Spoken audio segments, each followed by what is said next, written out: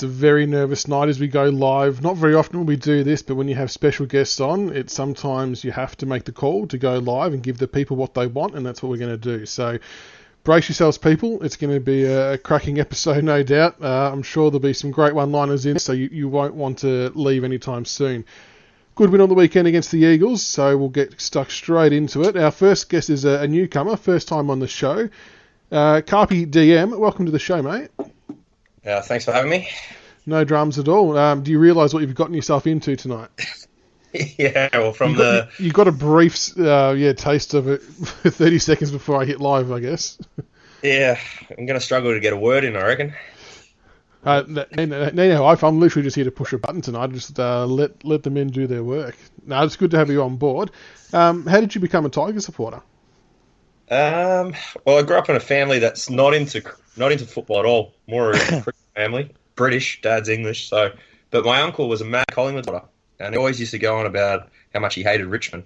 And I think I just started following him, following Richmond just because of how much he hated Richmond. And either that or was the turn off from his missing teeth. That's music to the Tiger family years, I can assure you. Our second guest... Is your uncle still around? No, he's passed away. Okay. I'm only kidding. No, that's commiseration. Well, his favourite player was Damien Moncourt, so that says a lot. Yeah. The next guest who's already chimed in is fond of calling Collingwood the Frogs, Tiger71. Welcome, mate. Yeah, thanks for having me back, mate. Looking forward to discussing the Ripper game on the weekend and, talk about Brizzy and a few other things like shocking, a.k.a. hockey. What a fucking joke he is. Yeah, he's a dickhead. You've been up and about with your posting recently, sort of more about game-related stuff with your opinions, which has been really good to see, about just your views on how we play, I suppose not putting too much emphasis on contested ball and clearances and things like that. Yeah, well, it's I've watched them a fair bit this year because of the way my work's been. I've been able to get involved in a few games more than I have been in the past, and I've noticed a definite shift of how our game plan is. It's not this. The media shits me. They always talk about this swarm football. Richmond swarm, and you got the minnows on BigFooty who fucking are uneducated. They don't understand obviously the intricacies of our game, and we pressure forward, but there's a lot of short kicking in our game. And the stats will bear that out after the bye. We tend to, when it's dry, like to be aggressive with all movement, not just tap it forward. The media seems to miss that. It's actually quite highly skilled, to be honest. Yeah, it's interesting. I thought it was the rain that got us the wins, but yeah, allegedly. Yeah. That was fascinating. Some of those comments, I thought we'll get to it a bit later, but I thought our second quarter was almost our best quarter, and that was bone dry. So, you've made some good points there, Tiger71. I'm sure we'll touch on that a bit later. Grockadock was meant to be with us tonight, but he's unfortunately had to jump off at the last moment. But big shout out to Grocka, and hopefully he's all well. And the final guest on tonight is Captain Blood17. Welcome back to you, mate. Welcome, gentlemen. Now, we're definitely rolling right now, are we? We are rolling. Right. Chris Scott and the Geelong Football Club. Straight into it. When dogs reflect their owners? Yep. That's the Geelong Football Club and Chris Scott. Ugh. Chris Scott, you are an arrogant, sanctimonious, whining twat. The self-professed smartest man in the room. The arrogance displayed towards Cameron was mind-blowing. The arrogance towards Brisbane, you thought you were the best team. Spare me. You got banked.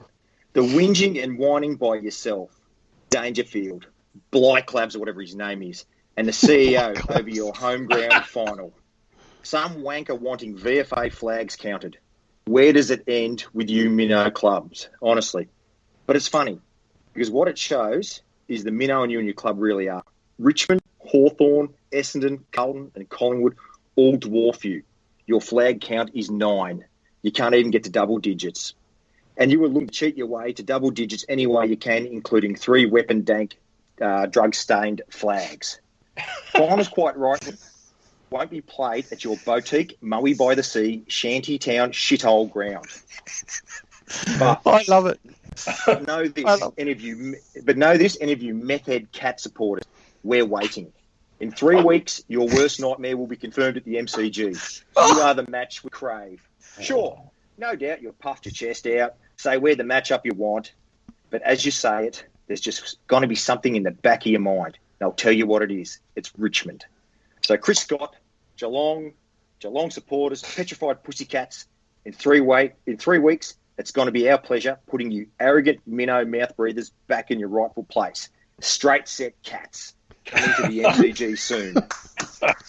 Fucking bravo. I'm taking my pants off. That's just... And also, for the listeners, just to clarify, yeah? All you Geelong nuffies, that was CB17. It was not Tiger71. Here we go. He's already deflected. He's directing hate mail CB's way, just in case. I get Come at me on Twitter, you shantytown Mully by the Sea flogs. I knew I needed a box of tissues, but my God. Oh. That was fantastic, CB. That's well done, mate. You menstruating? No, just naked and lubed up. Oh, God. No, but look, you've brought up some really fucking valid points, though, right? See, what shits me, you got Hocking, right? This fucking imbecile. He's done everything he can to fuck Richmond over. Everyone listening is an intelligent person, else they wouldn't be tuning in. He's a fucking... They've come in with a set agenda this year to fuck us right over, right? Let's just be honest, right? Now, those free kicks, I don't want to jump the gun, Mick, so I apologise if we go early, but I watched the game a good 4 times, the game on the weekend. There were 5 instances where our goals were by when I say goals, they were marks or shots on goal that were disallowed.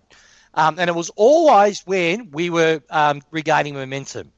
And Hocking mentioned today that he was at the game as a supporter.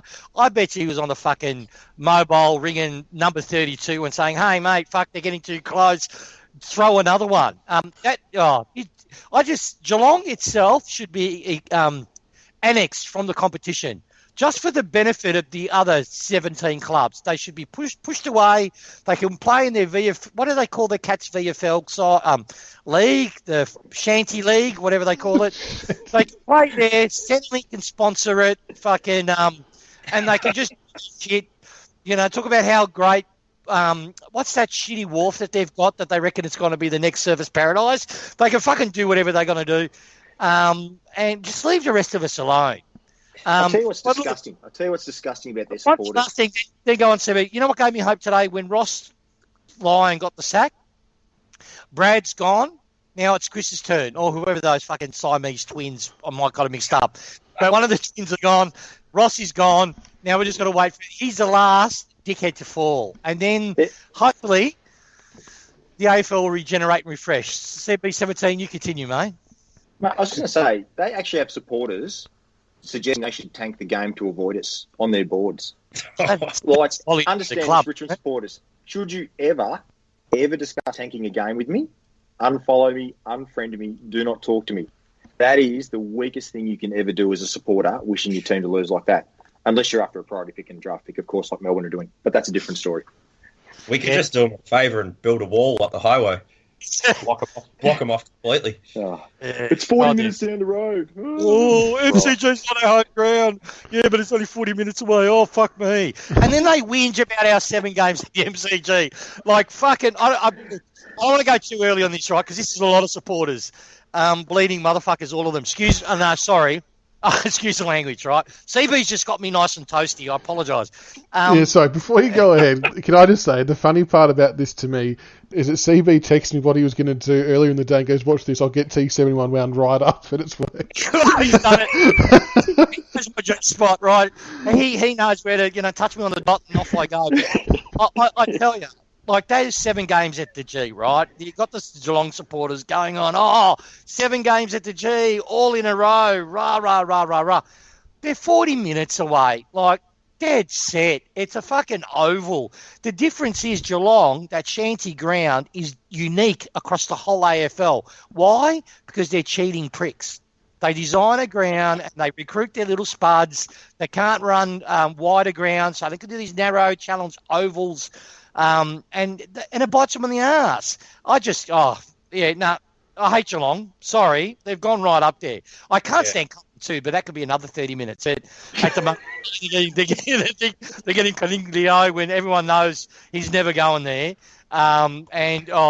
Right. Anyway, I'll stop now because I'm going to take over the show and I want to follow this agenda. So, All right, sorry, well, Nick, go ahead. that's all right.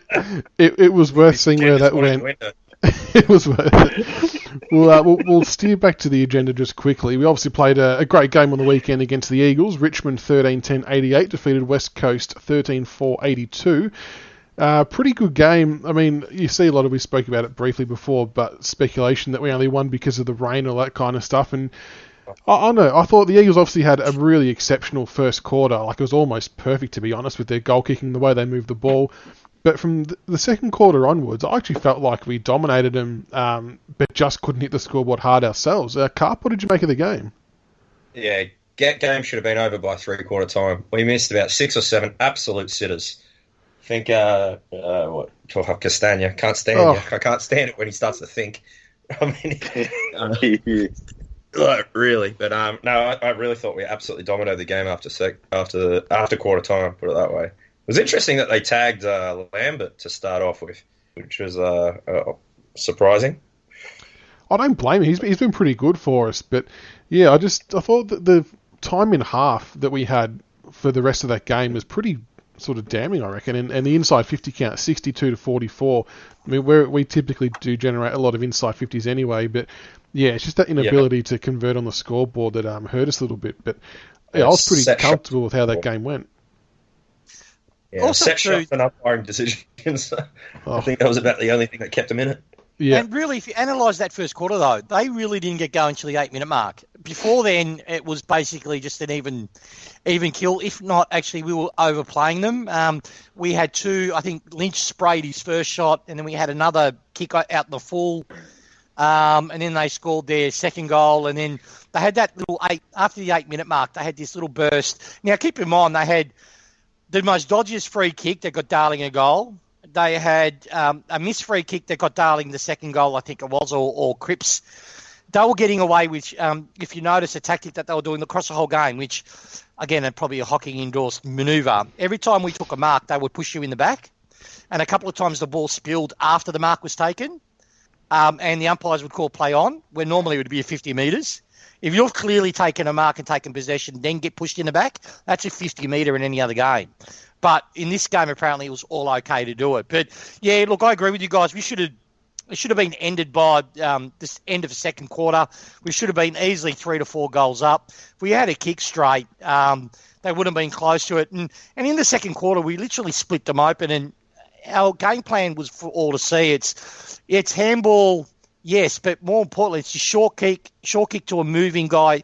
So basically what they do is they pre-set up in the zone. So if they can handball out to the 50-metre arc, and I encourage anyone to watch it to see if what I'm saying is true. They'll handball or kick towards the 50-metre mark. Once they've hit there, they'll launch a long kick, create a contest, and then what basically happens is everyone at the front of the ball starts to move, and the person with possession either will short kick towards a corridor to a moving target. It's rarely is a target stationary, and that if it's a stationary taker, he'll mark the ball and he'll straight away play on and either handball or short kick again. So that's what we're doing. We've identified that teams try to take the receiver out and catch us on the handball. So when that happens, the guys kicking again and start kicking over up our man, and it continues our flow. So we're a lot more dangerous than we were for the last 2 years with this game plan. It's evolved yet again. So no, we're going to be right up there this year, I think.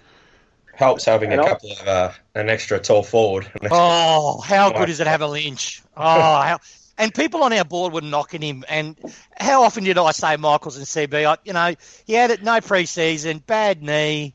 He's learning new systems from everyone, and just give him his time and space. And people were calling him, instead of Lynch, lunch, and we should have spent his money on a big-bodied midfielder and all this sort of shit. And I was proud of myself, you guys. I didn't participate in that thread. I just shut up.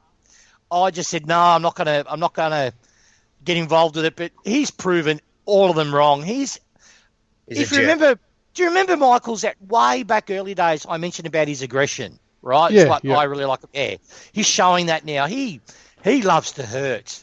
Right. There was one bit of play in front of me, and I think it was maybe the last quarter or the third quarter. He just ran straight through a pack. I don't know who he was trying to hit, but he missed him. But I thought, by God, if he actually connected, the guy wasn't getting up. And you know what I love? Rewalt's copying him now. If you notice, there was a contest, I think it was towards the end of the third. He saw Shuey. Shuey was in his hole, and he went for this mark, and he crashed his knee right into the middle of his back. And he didn't get the mark. I think he double grabbed it, and it spilled out. But Shuey was struggling to get up and never got in his front of space again. And that's what good forwards do. And that's why, let's go back on to Brad Scott. That's what his name is, the Geelong coach. Yeah, it's Brad, isn't it?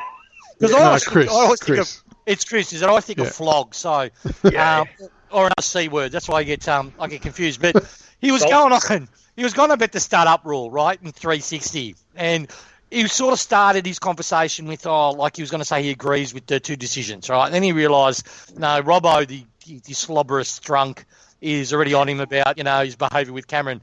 So he switched tack, that disingenuous bastard. You could tell he really wanted. He was happy we got pinged, but.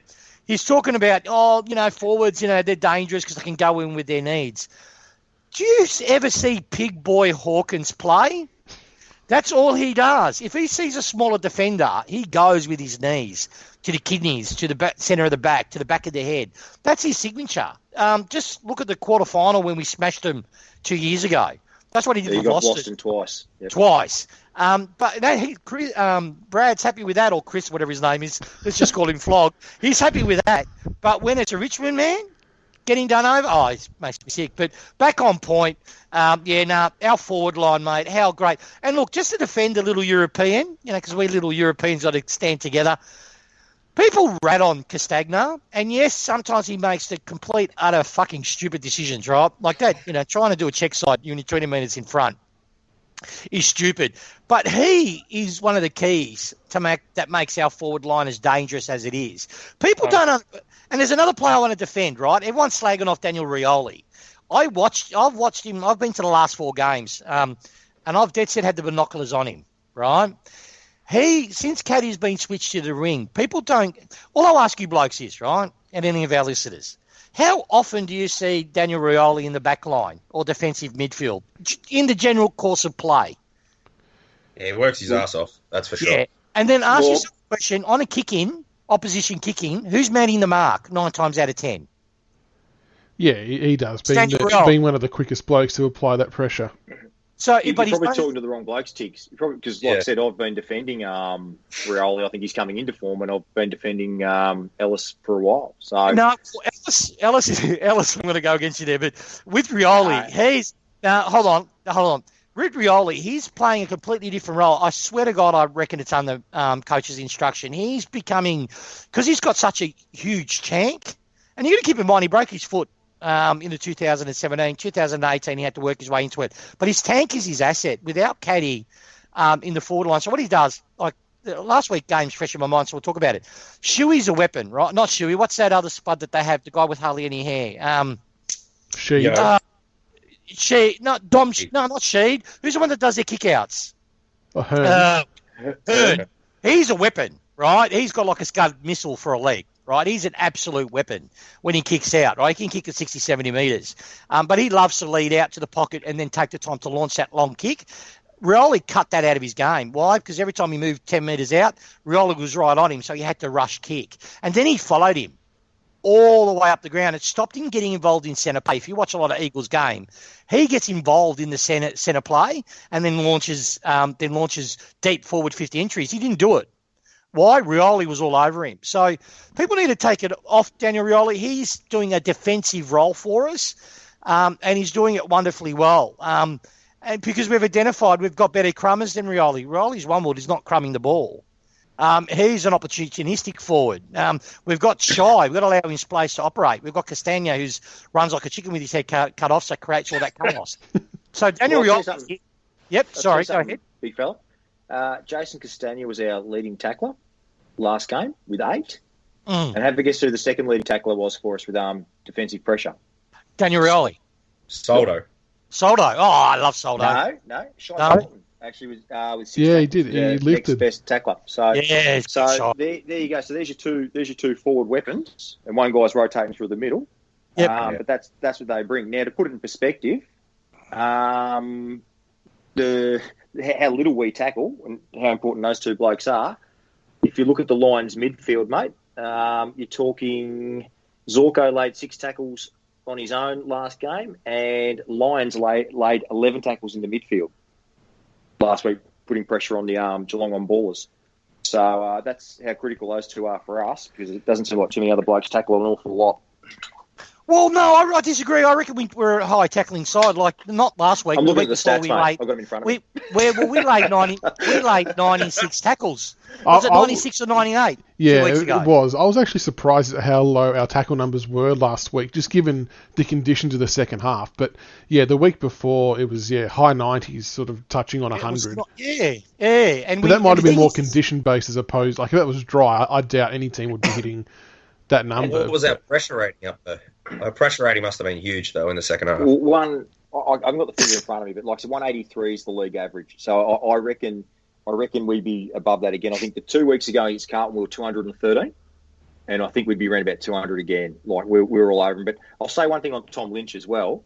The beauty of Tom Lynch on Sunday was who did he play on? Was it McGovern? Who was his main man? Oh, McGovern and that other spud switched on him. They used to alternate between the both, Jack and... But what he did, he actually kept him accountable. Yeah. All of a sudden, McGovern couldn't get off him. McGovern had to be on him because he's a 200-centimetre behemoth who's actually clunking contested grabs. So it really stopped. It really stopped McGovern having that sort of Rance type game where he cuts the ball off and gets it going their way. But that's the thing, and we're probably one of only maybe 2 teams, who can actually make him play like that. Yeah, and Rewald outmarked him in one case as well. Yeah, held him off. Held him off exactly.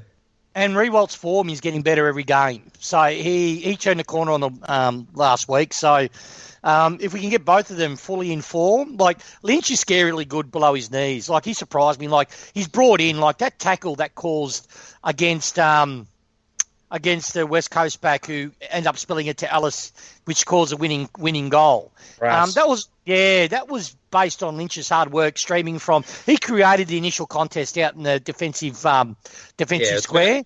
Three or four great efforts. And then he ran, and then he ended up getting a toe fingernail on the guy's boot, and then it skewed the ball off. So, he's obviously brought into what we do. It's fantastic, mate. We've got an elite forward line. And just, I don't want to get into my trade stuff yet, but just to say, Shy is definitely staying. I know that for a fact. So yeah, very good. I want to touch on a couple of weeks. Yeah, I'll go on. So I heard his interview when he won the Rising Star, and he doesn't want to go anywhere. Nah, he won't go. Ralph's been away, but I think they're doing a dual announcement. Okay. Yeah, so I think that's what. Yeah, the wig. Yeah, Ralph Carr. Ralph Carr. I think they're doing it because Chol hasn't re-signed yet, so I think they're going to do like a double whammy announcement. But he's definitely staying. What, with Chol? I think Chol's with Ralph Carr as well. Yeah. Yeah. I think they're going to just do it because he's been away in Europe. Tell you what, they're going to get the maximum out of Richmond. They're going to dry. Oh, you'd be surprised. Ralph's. I used to never like the guy because obviously with the Dusty stuff and early on, and some of the stuff I heard through Dusty's side of the fence, the initial contract negotiations put me against Ralph. But he's a decent guy. He wants the best for his client, but he's smart. Yeah, can't deny that. But the main thing is, which is a good thing, he doesn't want to bend the club over. He wants his clients to have a good, profitable career, but at a successful environment. And he's all in on Richmond. He loves the club, and we treat him better than any other club. How we involve him too in functions and the like. So he feels well loved. Ralph. All right, we'll get to more of that trade stuff shortly. There's a couple of other players I just want to mention quickly and get your thoughts on. CB, I'll start with you. Your thoughts on Basher Hawley, his last month in particular. I mean, the game against the Eagles, he had 34 disposals at 82%, 10 contested possessions, 9 marks, and 549 metres gained. And I think the most important moment of his entire game was that attack on the ball in the last 10, 20 seconds. He picked it up the half volley cleanly and just barreled it out the way, and we obviously got the win. What have you made of his footy so far? Phenomenal year. And I know when we talk about the BNF, we're talking about Grimesy, we're talking about Prestia, Shane Edwards, but this bloke surely has to be right up there. His season has been off the charts, and I thought, and I said at the start of the year, and I got it obviously unbelievably wrong, I thought he was sort of nearing the end, but the way he's playing at the moment, like he's got another couple of years in him if he can keep his body right. And that attack at the end, that was just remarkable how he hit that ball at speed and got it going our way. But he's critical to us, and it sort of leads to the talk about, we were talking just before we went on air about Hooley and Martin. Will the Lions possibly tag Hooley? I think there'll be a tag on either Hooley or Martin. They can't let both of them run free with the way they're going about it at the moment. No, definitely not. And speaking of Martin, here's the other player I want to touch on.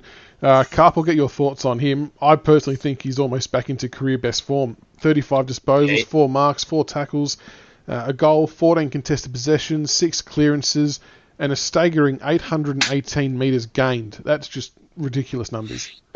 Yeah, he's back in beast mode, isn't he?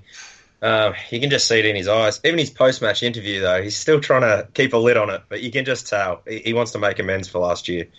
He really does.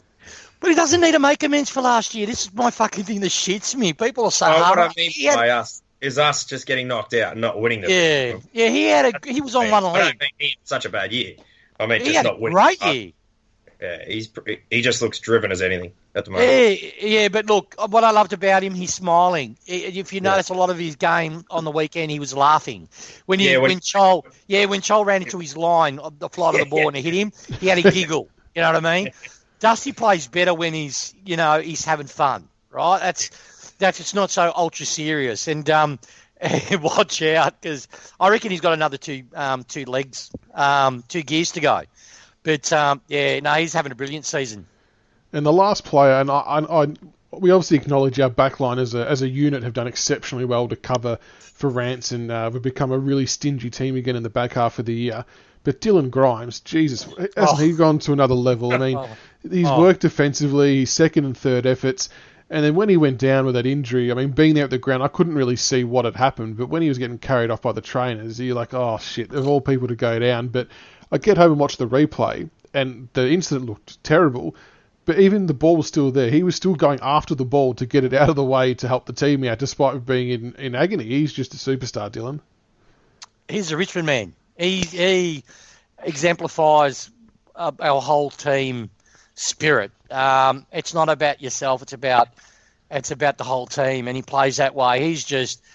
I always rated him, and I was cursing his first 3 years because of his injuries, right? Because I always knew we got the better Grimes. I used to laugh when you got the Melbourne supporters on BF having a head wobble that their Grimes were better than our Grimes.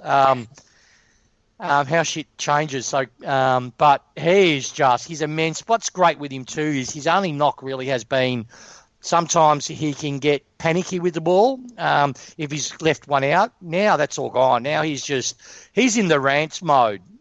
He's comfortable in his own skin.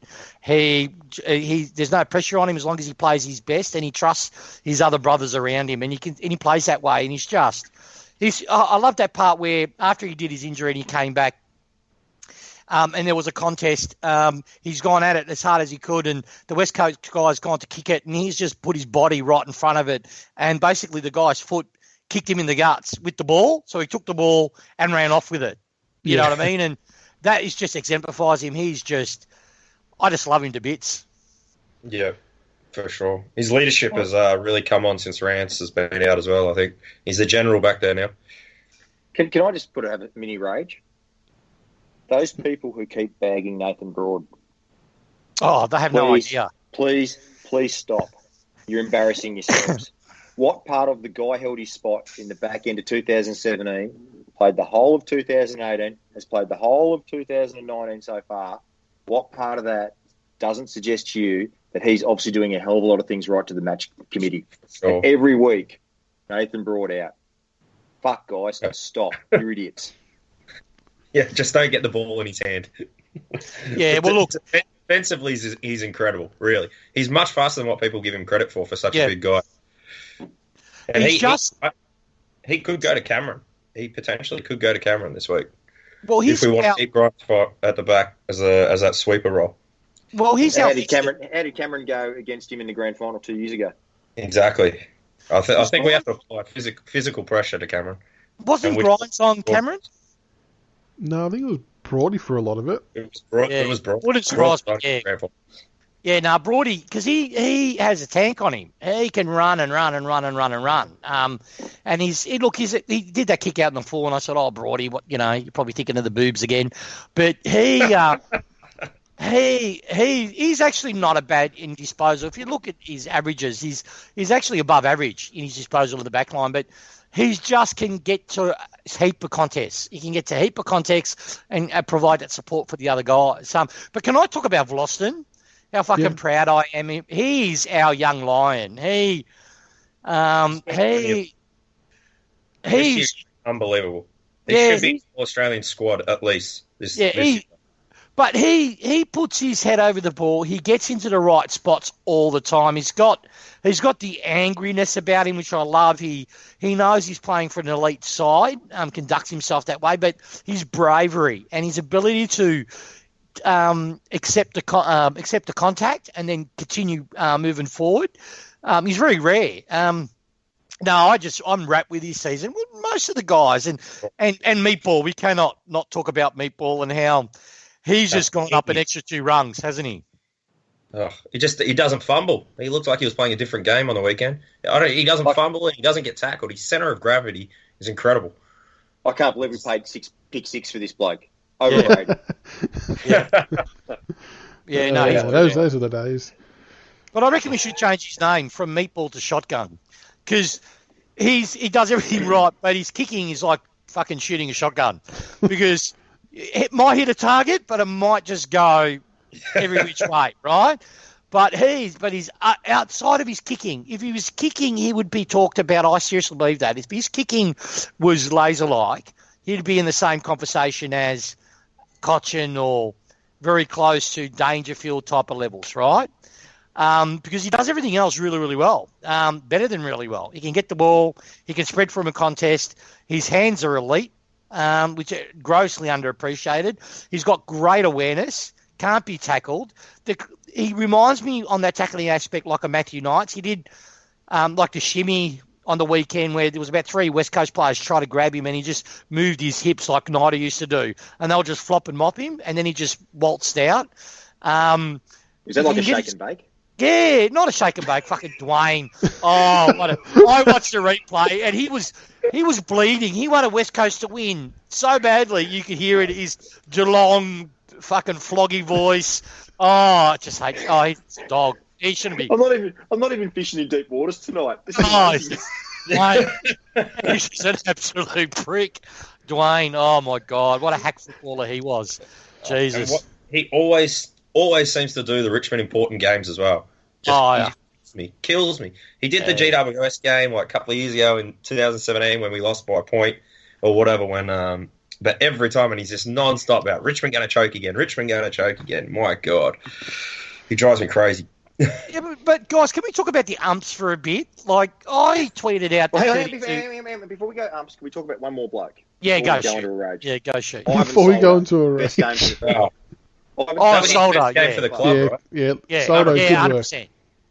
40 hit-outs, 12 disposals, and should have been paid that mark at the top of the square. That was that wasn't paid. Take away his first quarter, but yeah, he played a great game. Yeah, I heard that Castagna's going to get some goal kicking lessons off him this week as well. Yeah, he doesn't miss, does he? He doesn't miss. Looks like a giraffe, but he doesn't miss. What do you know? And what's important?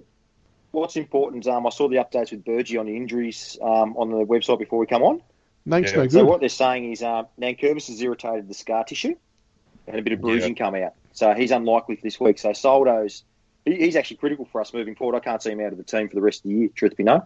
No. And Grimes is probable at this stage, and Cochin's expected to play. So that's the updates on the injuries.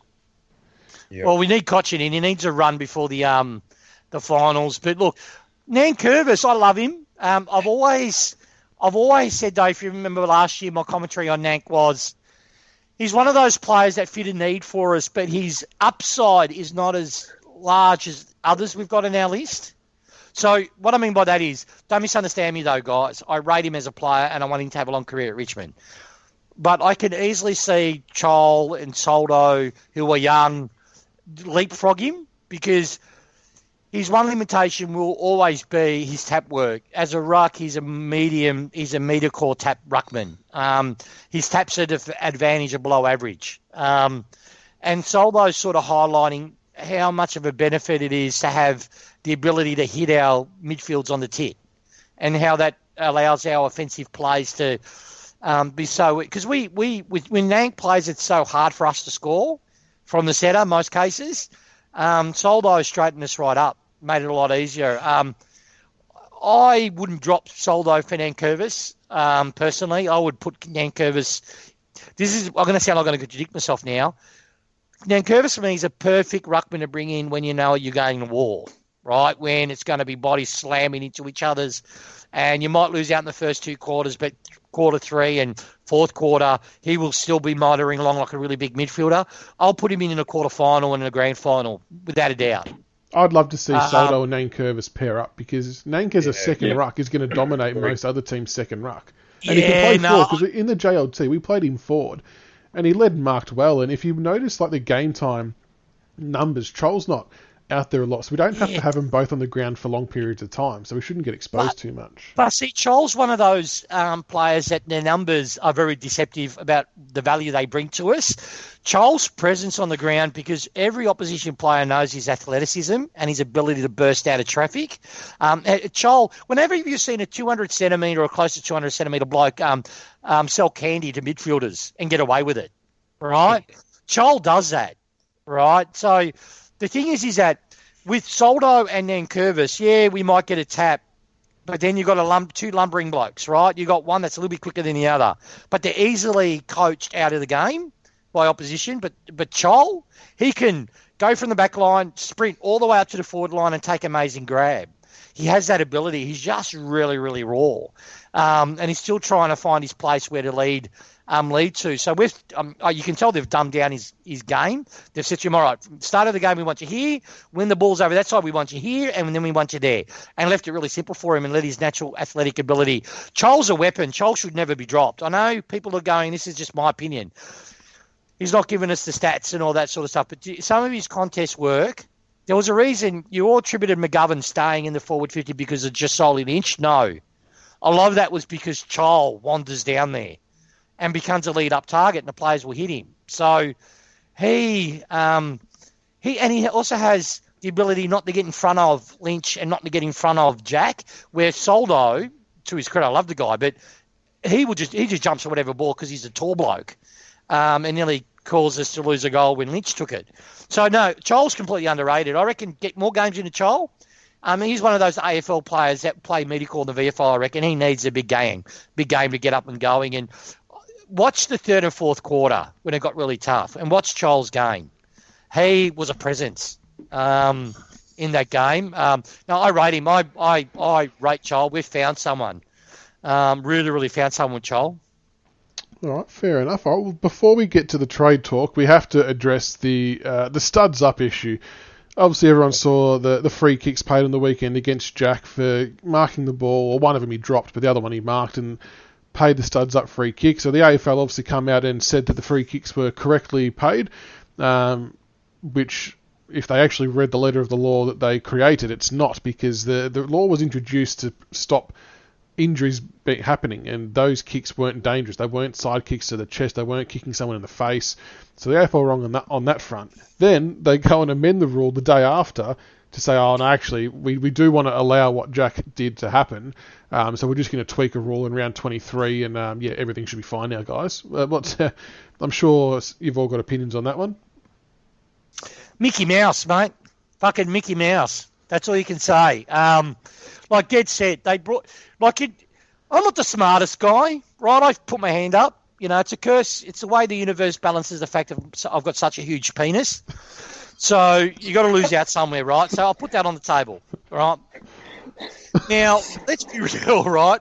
Toby Green, that little thug, right? When he ninja kicked Dalhouse in the face, that rule came in. So when someone's coming front onto the player, and you lift your leg up, and it's like a fucking snap kick, which is, horizontal. One leg is on the ground, the other's, fucking 90 degrees, with your studs up as a barrier to incoming player. That's when the free kick should be paid, right? That's common sense. Where they stuffed up is when Howe went for the mark and he led with his foot. Now, that was like borderline because Howe knew what he was doing. He did different from Jack. Jack, if you look at Jack, his legs bent and then it kicks out. Howe literally fucking went like a scissor kick with his boots out and hit that West Coast on the back. But that shouldn't have been a free kick. And they know that the umpires, and number 32, let's talk about that fuck for a second, right? He dead set knew what he did was wrong, right? He knew it. And then he doubles down, right? And then straight after it, he calls Soldo's mark not a mark because the other bloke touched it. And the other bloke, their ruckman, never got a hand on it. So I knew straight away when that was happening, the guy was guessing his decisions, right? If he didn't clearly see it, he'll guess it. And Eagles, people, I had an epiphany, people, on the weekend. People talk about the Eagles' free kick count. How come it's so favourites? They get such an advantage. I think I know why now. Is because they've realised, it's probably the first club to realise, umpires guess. So if you looked at the game, they appealed for free kicks more than I've ever seen inside do. Gaff was a perfect example for it, which is dive on the floor.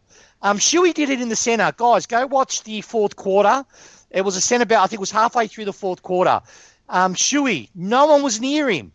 Everyone's charging to the ball, right? In the centre bounce. He just literally did the belly flop. No one touched him. No one was close to him. He got a free kick for in the back. And everyone's looking like no one touched him.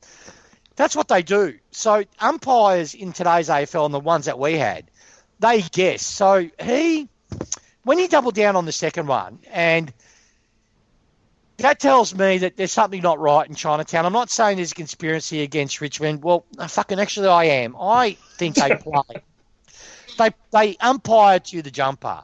If they don't like Richmond, they will fucking penalise us. And I've seen it too often to go, all right, there's example after example. Caddy's out in the full, which the ball was out before Caddy kicked it. And then the ball actually hit a West Coast player, but we got pinged for out in the full. And even though the ball bounced before it went out.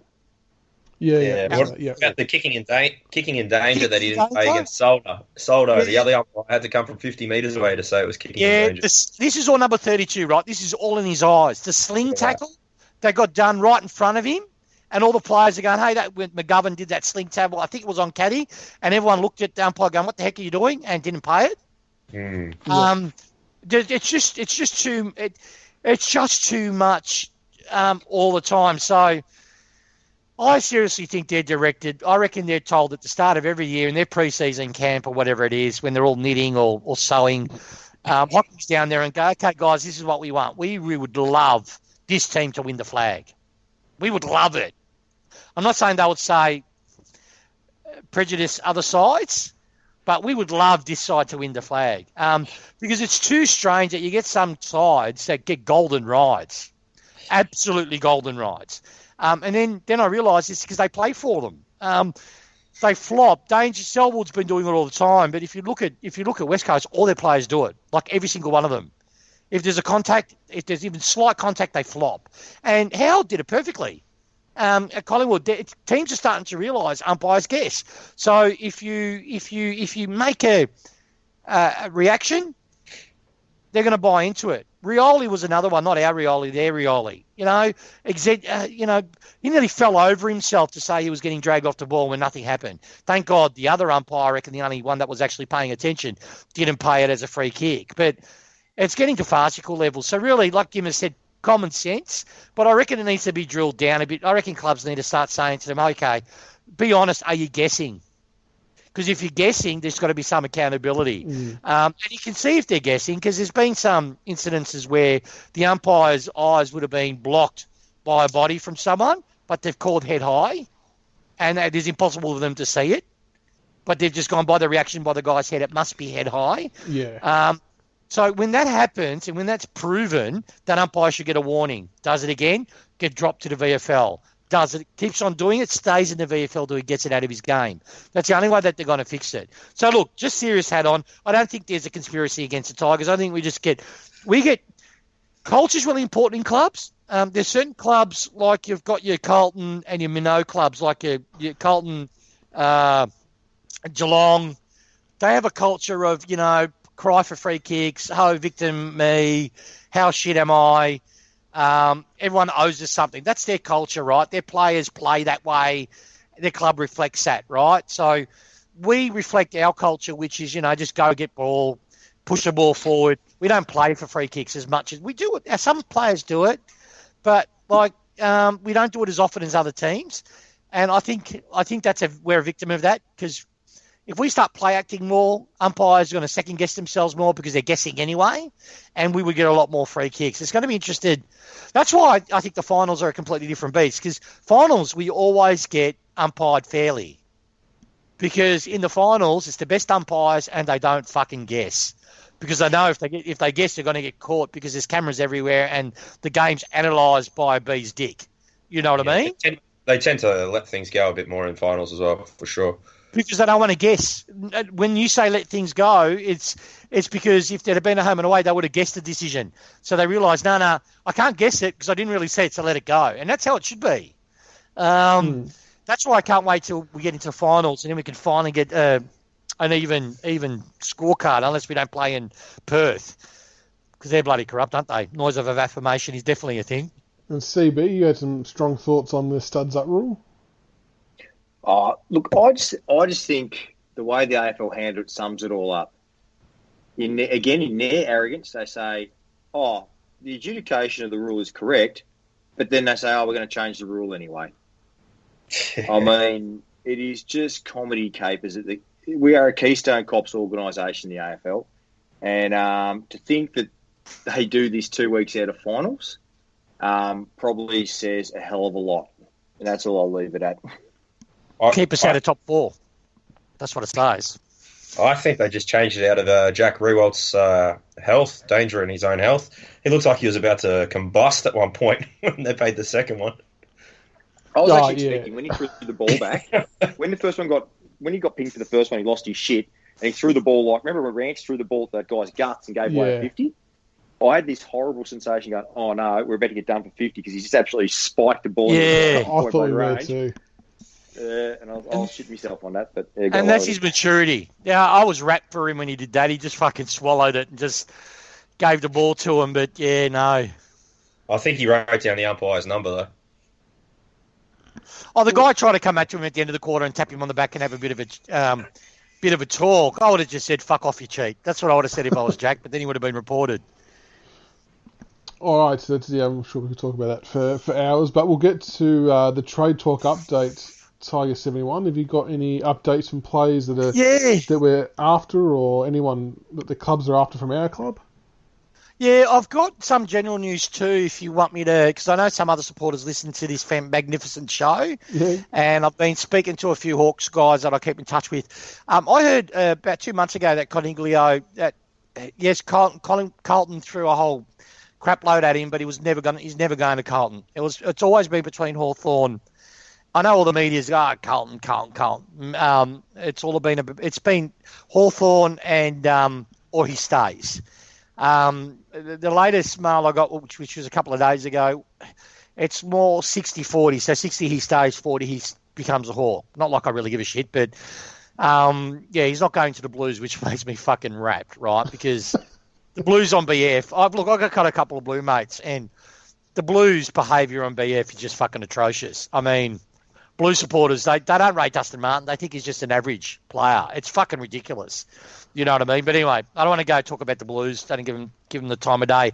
I mentioned Brad Crouch, remember, pretty early on. I mentioned Adelaide. Everything my mates told me has come to pass, right? And it was well before the media. I say that really more to pump up my mate than pump myself up. But everything I said that was going to happen has happened at Adelaide, right? It's all old news. But a year ago, it wasn't old news. Sorry, I'm just smoking on my pipe. I do that because I'm still thinking of how CB17 started this whole thing, and it's just got me warm and moist. So I've just got to. All right, so going through my notes here. Yeah, it's beautiful, Michael. It's beautiful. I can show you a screenshot if you like, man. You just don't post it on the boards. No. Okay, so I know we've been into Brad Scott for a good 2 years now. Brad Scott. Right? Brad Scott. Brad Scott. I got that flog on my brain. Jesus Christ. Yeah, I got that. Carousella. Brad Crouch. We've been into him. We've identified something which is the one thing that's our Achilles heel, right? Now, yes, it's game plan related that we are low possession side because of the nature of how we get the ball, how we use the ball. But our midfield, if you compare our midfield statistically in relation to possession or first possession generated, is one of the lowest in the league, right? At the moment, we've set systems to counteract that, but we need, and we're hoping Ross will come on. We've got Graham, we're hoping he'll come on. But we need someone that can generate, like Prestia's shown the importance of it this year, someone that can actually get the first position, right? Mm-hmm. That can generate that spark. You need two of them. Now, Cochin, we utilise in that role. That's why what I'll say to guys who say, Brad Crouch is too slow and da-da-da. If you've got someone like Brad Crouch in paired up with Cochin, see, when Cochin and Prestia play together, we more often win the midfield, right? But we've beaten the crap out of Cochin, right? And he's now got soft tissue injuries, all that sort of stuff. So I do know from when I was told way back when that Brad Crouch has always been a target of ours. We would love to get Matty Crouch too, but we don't think that's going to happen. They basically blocked us really early on. But Brad Crouch was always sort of semi-gettable. And then when I went out in public last year, I think I might have done the club a little bit of disservice because the club did that song and dance all. They were just calling them up following a tweet. So somehow I got out. I've let the cat out of the bag. But we haven't stopped working on it. And the reason why I'm pretty bullish on this, Brad Crouch, you've got Sloan, you've got Jenkins. What was the other name that he told me? Oh, but it's anyway. They're not a tug anyway. They're screaming for success. They want success. They've worked bloody hard for it, and they want to strike while the iron's hot. So I seriously think we could get Brad Crouch for unders, pay him an okay wage. We're going to lose Brandon Ellis. He's going to be a blue. I'm pretty sure on that. North. No, he'll be a blue. He'll be a blue. Eric Carlton too. Yeah, he'll be a blue. They're offering him stupid money. Compo pick for him too. To give you the level, and Blues won't hate this, they'll call me a liar and all this sort of stuff for watching you.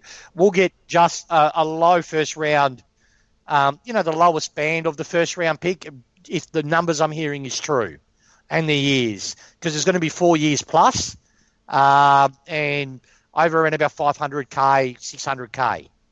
That's what I'm hearing is what Alice has been offered, which is stupid money. So he's not worth that, right? He's an okay player. He does too many dumb things for me to persist with. Like we've finally pulled the trigger with McIntosh, right? I love Macca. Don't misunderstand me. He's always be a premiership hero to me, but he can turn the ball over. We've got Ellis, he can turn the ball over. We've got Broad, who can turn the ball over. We've got Castagna, who can turn the ball over, right? We've got players that consistently turn the ball over. So we need to get better to get to the next level again. We've got to start cleaning up those areas. So Brad Crouch is a tidy in his possession, can get a lot of the ball. There's a reason why we're pushing Katie to the wing, why he'll take over Ellis's role. I wouldn't be surprised if Macca comes in till one of our wingers in Naish, I think, has been groomed to fill that wing spot. He's a beautiful kick. So we're going to have Caddy, who's a neat kick, who's a great field kick. We've got one disposal on the wing sorted. We've got another disposal on the wing sorted. We've got another extractor in the guts that can help our midfield and prolong Cochin's career. Because I wouldn't be surprised if Cochin starts getting pushed 30% midfield time for centre clearances only, and then probably plays either in the back or the front half. You know what I mean? Just to protect him. So going back to Crouch, what's your percentage of him coming or staying in Adelaide or wherever he's going to go? Yeah, that's a good one. My mate was pretty bullish. He said to me, mate, it's done. And he said that to me 12 months ago. It's going to happen. I'm probably 70% sure he's coming, particularly what I heard this morning. I think he's coming, and we're gonna see that. The one thing for me is we've given them Stengel. We might have to give them something, and it might be like a. Well, he's still contracted, I think. Yeah, so I think he's still got another year. Yeah, he has. So we have to trade for him. We definitely have to trade for him. So what I wouldn't be surprised if we trade second rounder this year with a future second. Now, people on the boards might be screaming, but you've got to realise, and I'm rapt that I'm hearing, this is the shit I'm hearing. We know our window's open now, and we know our window will be open for a good 3 to 4 years. So we've got a lot of young depth. We've invested heavily in the draft. But I know Brad's our main target. There's noise about Amon wanting to come to Melbourne, which I fucking hope it doesn't happen with us. It's just I'm a bit scared because of our port history with him. But he's going to want coin, and we've not got no coin to spare. People also don't forget that we've backloaded Lynch's contract. So Lynch is not costing as much as you think now or for next year, and plus the cap's gone up by 20%. So we can fit Brad Couch in without having to lose anyone, but we're going to have to trade for him. So I know we're angling for the second round pick as the main option. I'm not sure the Crows will take that. I argue they'd want to play, I reckon, as well. Yeah, and I was about to say Anna Menadue or someone that's not getting a crack but shown. Yeah, hold on. People laugh. But a young kid that's been a high draft pick that might need a change of scenery, that performs consistently in the VFL, that has a good body of work, right? You've got two that fits that bill. I know that we're pushing is Oleg, and you've got, though we rate Oleg, and you've got Menadue. Both of those boys, it's just unfortunate. I don't think they're going to be able to crack in our start in 22. So it won't be Oleg. We just re-signed him at the start of the year. Yeah, but I don't know. I think, I don't know the rule about can you train them? Can you still trade them if they agree? We'll see. Just watch the space. We're going to lose. I reckon our second round picks up on the table with either a future second if we don't do a player or one of our depth players in the VFL. I have one, Tiggs. Yep. Hawks and Callum Moore. Oh, Callum Moore's got. Sorry, I mentioned that. I didn't bother mentioning because I mentioned it ages ago. Yeah, Callum Moore's gone. I heard North and the Hawks were the two primary ones for him. But then when Hawks are now, they're definitely going to land pattern. That's sort of everyone knows that anyway. So he's being looked at by 3 or 4 clubs, Callum Moore.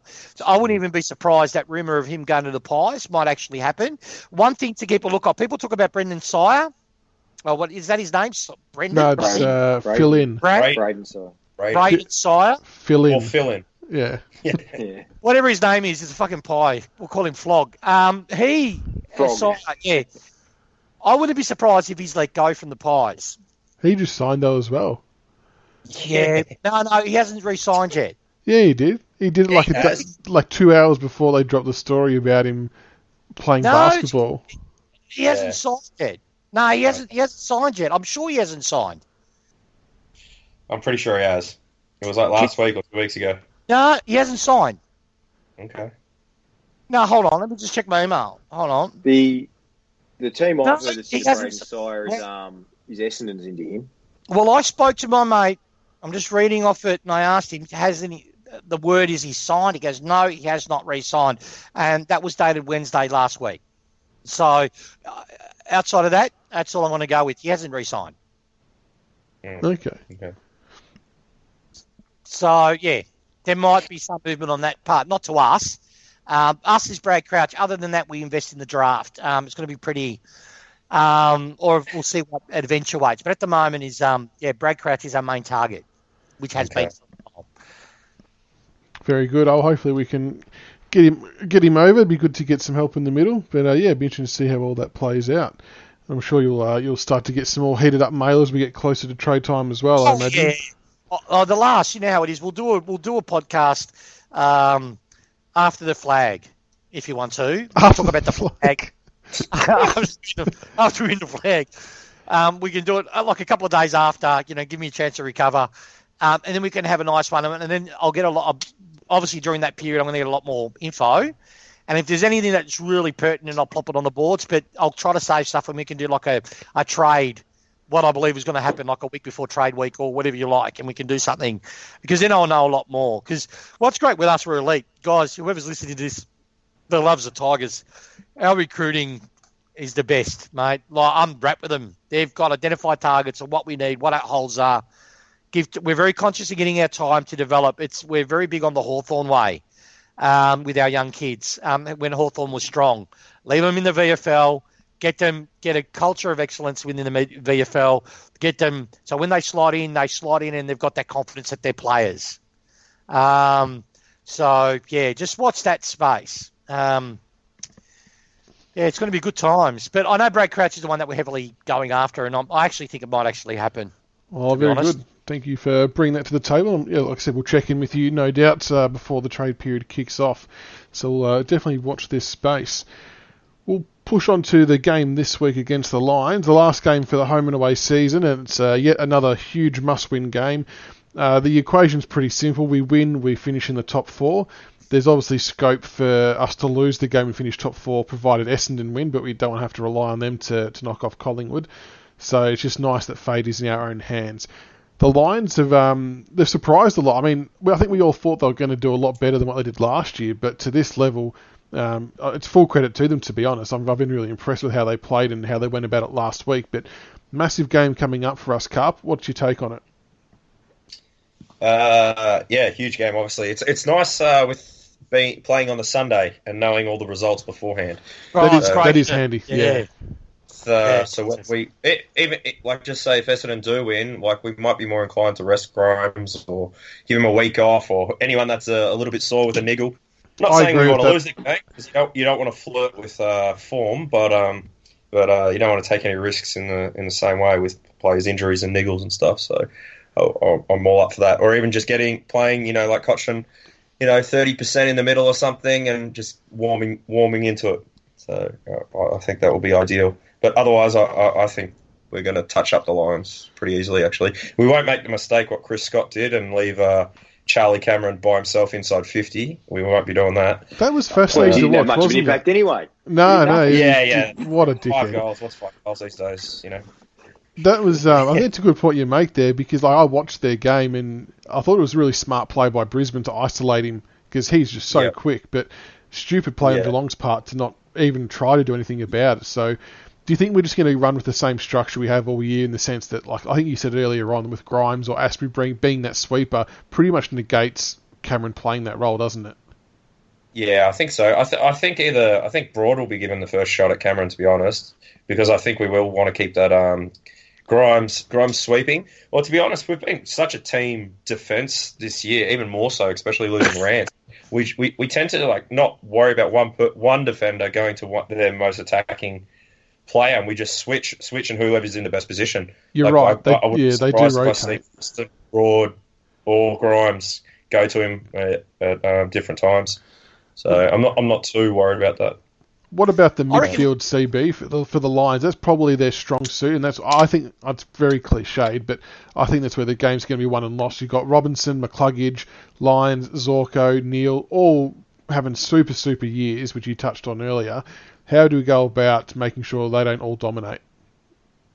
I think it goes the other way. I think they're going to try and clag us up. I think they're going to, if you look at their numbers, like the tackling counts and out of their players, like what surprised, like a guy like Mitch Robinson, for example, last week, 16 kicks, 9 handballs. He had 6 inside 50s, but he took 10 marks. So clearly they're going through him. If you look at a guy like McCluggage, again, 21 kicks, 6 handballs, 6 inside 50, 7 marks. And then you've got Zorko and Lyons to be defensive mids. They're the ones laying the tackles. And Lockie Neal, 13 kicks, 16 handballs, 5 inside 50s. They'll be off the chain, but I think 2 things will happen, actually. I reckon Grimes is going to cop a tag like Melbourne put on him to negate him. And the one thing Brisbane will have, they'll have the smartest footballer out on the ground in Luke Hodge. So I think they'll be very well guided, but I think they're going to try and stop our run. That's the one thing, that forward handball style we go when we move the ball. I think that's what they'll be looking to negate. And they'll jam us up and then try and get us on the off their half-back line moving it forward. That's what I think will happen. Yeah, can I say something though? Like the Lions, I love the Lions here. Don't misunderstand me. I love the Lions here. And I'm saying this because we've beaten them, I think we've beaten them every year for the last 12 years or whatever the stupid record is, right? Their team on last year that we beat by 100 and something odd points, they've only got really 3 new players into that side, all right? They've had a really soft draw, but you'd be wrapped with that because, for where they finished the year on 5 wins. So that explains that. If you watch the Bull, I had a bit of a look at the Bulldogs game against them, and the Bulldogs lost that game. Brisbane didn't win it. The Bulldogs lost that game. Let's be clear, because they kicked so inaccurately. What troubles Brisbane is speed, right? Because they're as hard as a cat's head, Brisbane. This is how I see the game going. The first quarter is going to be helter-skelter, right? They're going to want, let's go hit them head on. They're going to believe their own bullshit, right? Because they're a young side, and they're going to try to crack into us. If we break their backs and have a typical first quarter and jump up to a 4-goal lead, they won't even get close. I know that sounds really arrogant, but if you have a look at their backline, it's a young backline. They don't have the experience to defend our forward line, right? If they're on song, if they get into supply. Zorko. Yep. What I think we'll burn them. I think we'll score heavily on turnover. I think that's where we'll get them. Our pressure game. Yep. And when they turn it over, I think that's when we're going to make them pay, and that will be the difference. I'm still thinking we're going to win by about 5-6 goals. Don't get me wrong. I think that's where it'll be. See, Brisbane reminds us of 95. Remember in 95 when we were fucking just steamrolling sides? If you can remember that far back. We were steamrolling sides. Actually, 2001 as well, when we hit that run of form and we're doing really, really well. Young sides, when they're winning a lot of games, they get ahead of themselves, right? Till they hit that wall. And when they hit that wall and we start scoring on the turnover, because that's how I think it's going to play out, we're going to let them come in, all right, attack, and then we score heavily on the turnover. They will start to go, oh, shit, here we go, and lose their heads a little bit. And then I reckon we're going to win by 8 goals. Not because we're superior to Brisbane or we've got better cattle than Brisbane, solely for the fact is we're a lot more mature, a lot more disciplined, a lot more cemented in our game style, and we've been where they've been before. They haven't been where we are.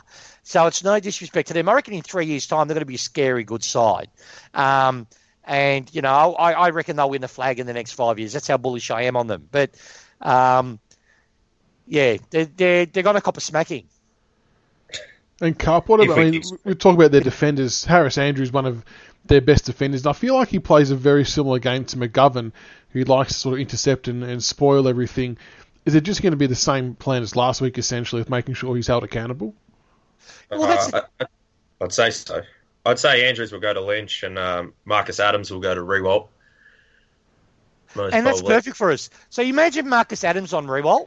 Like, seriously, Marcus Adams, right? You put Rewalt dead. You just tell Rewalt, stay within 20 metres of the forward, in the forward 50. Lynch, your centre-half forward, mate, just run up and lead up to the ball. Let Andrews follow you. He's not, he might keep up for a quarter or two, but he hasn't got a tank on him.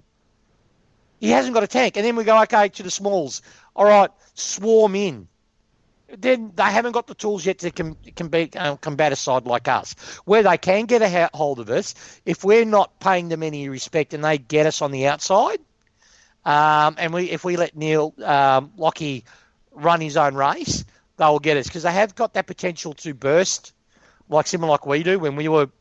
If you look at us 3 years ago, they remind me, funny enough, of how we were in 2015. Heaps of talent, the ability to burst, but they haven't really been physically tested. And Geelong, I watched that game. Geelong played the slowest. That's why Geelong's got to go out in straight sets, and it's not because I detest that side. Their game plan's super outdated. They go slow. They've put Narkle in to inject speed and X factor, but I don't know if the peroxide and living at that shanty town has done something to him. He's way inconsistent. He's fat too, but they're not very. They're slow, and that played into Brisbane's hands. And they weren't brave. When Geelong had Dangerfield racing into the forward 50, when they had players racing into the forward pockets or created a contest, congested situation in their forward 50, and then handballed release out, they got scored against Brisbane pretty easily. It's just when it was a slow kick, mark, Brisbane is fast. They're trying to mimic us in some ways, and they're going to get their pants pulled down. If we play at 100%, if we play like we played on the weekend and like we've played the last 7 weeks, they can't. There's no chance. They have none. Fair enough. What about some of the possible changes? Well, obviously, you heard before that Koch is sounding like he's ready to go to come in. Who misses out, Karp? If Koch comes in, is Jack Ross the unlucky one that misses? I'd say so. I thought Caddy and Baker in their new positions took big steps on the weekend. I thought they were really good. Caddy looked a class above with the ball. He did some really nice things when the pressure was on in the last quarter, and Baker did some tremendous things. I thought he was super clean and very courageous as well. I think people have to be a little bit patient with him in a new position. I don't think he's going to lose his spot. I think it will be Jack Ross. Yeah, I had written down about the ruck change, but we know that's not going to happen. So we assume that Charles going to stay there in. Is an option of is Bolter a chance? Bolter for Charles possibly, but I don't think so. I think they'll keep it the same. And and hopefully it doesn't rain. And maybe see Charles get a few more possessions. That would be nice. Ross and Graham in the same side worries me. Like Ross, before he got injured, we were all lauding him because Graham was injured. And he was doing Graham's role, right? He's 2-1. Like, hopefully he gets a big pre-season, gets another one. His kicking is really poor. He turns the ball over, Ross. And it could be nerves, coming back in. It could be a lot of things. I love his endeavour. I love his hardness at the contest. But, yeah, Ross is out for Cochin. But how good is it going to have the chimp back? You know what I mean? Leading us to the promised land. Just got to hope his hamstring holds up. Oh, I don't think it's as bad as people say. I don't think. Yeah, people are going on our boards, we overreact. It's off the bone, or he's not going to play. He's going to fucking retire. He's not going to retire. Please. Any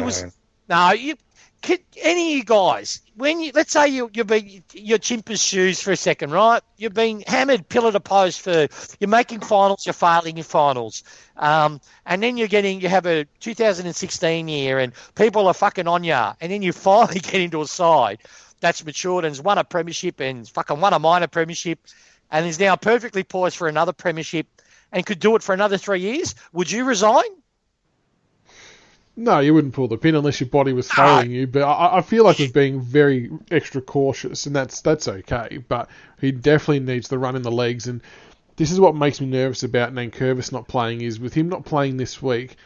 Yeah, I'm kind of struggling to see how he might come back in for a final because I don't know. It just feels like it might be too long out of the game. I reckon a part of it is giving our depth the chance to game time. I reckon it's more that, we're being respectful to the opposition, but I reckon it's, let our young, and saying their injuries, scar tissue on the back. Going all right, eh? Yeah, I reckon it's true. No, I reckon they're gone, you know what, we've got young kids, continue letting them play the game. You know what I mean? Give them more confidence so they know that they're, so they don't leave us. Interesting too. Just looking at our injury list, McIntosh, I heard hurt his knee on the weekend, but he's not down in our injury list. So I suspect that he's right to go. So he could be a smoky to come back in this week too. If some of the boys are going to be a bit sore from playing in a month of wet weather, it'd be interesting to see things up as well. Yeah, it'd be interesting to see if Bombers do win, what we do. I think that'll be. That'll be really interesting. I think you're right. If they win, I think we'll swing changes. For sure. Especially the Browns one. Yeah. And I'm a bit with you, Michaels, on the Nank with the JLT they were experimenting with up forward. I easily can see him coming in for Charles and Soldo taking the centre bounces, the majority of, and then Nank swinging forward. Yeah, it's interesting. I would have loved to have seen it this week. Obviously, it's not to be with Nank's injury, but I think it has potential to work as long as we have the work around that we don't get run off our feet. But I think we just have to back in Dimmer and Co to make the right call there. All right, well, that just about does it for tonight, fellas. Before we let you guys go, we'll get a tip including margin. All right, so we'll start with you, Karp. What's your tip for the game including margin? Well, Richmond to win, obviously. But I'm a bit indecisive about this. I think if Bombers win, I think we'll win. If Bombers beat Pies, I think we will take it a little bit easy and we'll probably only win by 3 or 4 goals. But if we need to win, I think we'll smack the Lions by 7 or 8 goals. if we kick straight. Yes, got to have that scoreboard pressure early. Yeah. CB? Look, I think just a 5 to 6 goal win. But the big thing is right now, any injury that we incur could really hamper. So I'm hoping just a nice 5-goal win. Percentage is now irrelevant to us. Finish fourth. You know why I want to finish fourth. Get the win, no injuries, and bring on those petrified pussies. Yeah. And Tigerc71? Yeah, it depends, I reckon, on a few things. Obviously, with Essendon winning, that our state of mind. But if Geelong lose by some miracle, right? So if Geelong loses, and let's say if we win, we get to play them. If we stay fourth, and Geelong loses in there, and we miss the chance to play them, I think we might pump Brisbane so we can actually play Geelong. Second plays third, right? So I think that might be that. But seriously, I reckon if Essendon wins, we will make a statement in the first 2 quarters, right? We will go hell for leather in the first 2 quarters, be up by like 80 points, and then we'll pull Cochin off, Dustin off, we will pull all of our guns off for like large parts of the game. And just we'll probably get through by fucking 10 points, you know what I mean? To protect our side. That's what it will be, mate. That's it. We'll smash them. We'll fucking smash them. Steve fucking factor as well. Yeah, Fagan should just write us a letter saying, sorry, guys, we forfeit, because they're going to cop it, mate. I like your confidence, so I'm also scared of everyone's confidence at the same time, because they're a good team, but the MCG factor, I think, is going to be big as well. They've played here once this year, and they got touched up by Essendon, I think it was. Yeah, Essendon. Let that sink in. Yeah, I know. So let that sink in. On that and on the basis, 60,000 plus, eh? Yes, absolutely. So I reckon we'll get up by about 25 points. And to your point, Karp, we do need to make sure we get a shitload of people down there. It might be the last time we get to see them play in Melbourne, depending on how things go, unless we make it further in the finals. So make sure we get down and get loud, and make sure the Lions players know they've come to our backyard, and they're just here for a quick visit, and then we're going to take the 4 points and off we go. Just on that, everyone that's listening, get to the game, because, see, it's bigger than just a Lions game. What I would love to see, CB17, your tweet come through his thing, so you should get a hashtag going. But what we should do is we can get like 80,000 there. And then let's say when the win is known, we're going to win. And let's say it's 15 minutes into the last quarter, every Tiger supporter starts chanting Geelong. Because Brad Scott has fucked their mental side up. Whatever that flog's name is. I hate him. I don't even know his first name. He has mentally fucked his side. He went 3 months ago with his whining and bleeding, right, about how unfair it is, post-buy even, how unfair it is, right? Could you imagine their reaction? You got Dangerfield sitting on his banana lounge beside his creek on his 14-inch colour TV, right? And he's there and he's watching, and all you could hear is Geelong from the Richmond supporters. That'd be fucking brilliant, wouldn't it? I don't know how he complains so much. He doesn't watch any of the game, does he? He's always hiding out in the back bathroom. Yeah, he's a dick.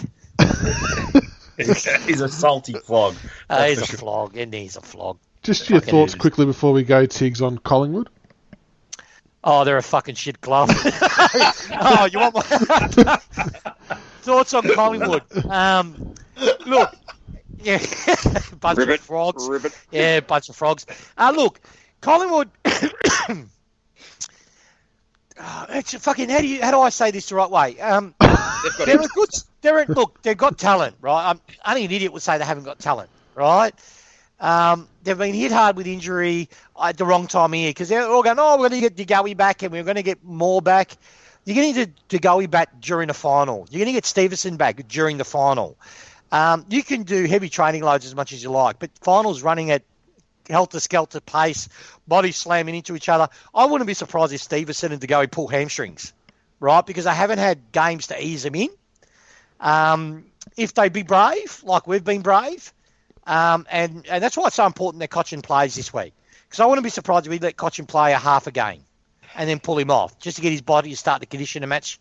They need that match conditioning, and VFL won't cut it. So I don't think they're going to do anything. I hope this happens. I hope they finish 5th. and the Bulldogs stumble in the last hurdle and finish 8th, right? And the Bulldogs play an elimination final against Collingwood and rip them a fucking new one.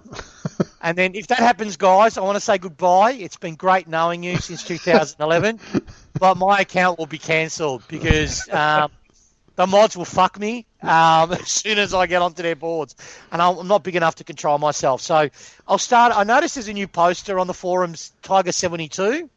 Is it really? Yeah, there is. It's nice having fans. Wow. I might have a sneaky look into that one. Yeah, Tiger72. I noticed he's been liking my posts, and I thought, that's fucking strange. I might have to start a new account. We'll keep that, on the down low. That's right up there. That's right up there with when Starburns a moderator on Bay 13, and a bloke started up an old account called Moon Smithers. That was fantastic. But they're fucking crazy. They're just I got banned from liking because I liked on the link thread. I'm a wog, right? So we don't, if you hurt me, I don't come at you straight away. I wait 10 years, right? And then I slam it. It hurts more, right? So what I did, I let them call me a liar and a flog and I don't know nothing, and everything I said was right on the money. So I started liking the flogs that were predicting, no, he's full of shit, I'm right, he's coming to Collingwood. They infracted me, the bastards. All right, well, Karp, Tiger71 and Captain Blood17, thank you so much for your time tonight, guys. It's been very entertaining and interesting. And hopefully the Tigers can get up and get the 4 points and secure 4th spot and head into finals full of confidence. Yes. Cheers, Michael. All right, take care, guys. Cheers, Until next time, go Tigers. Too easy. Take care.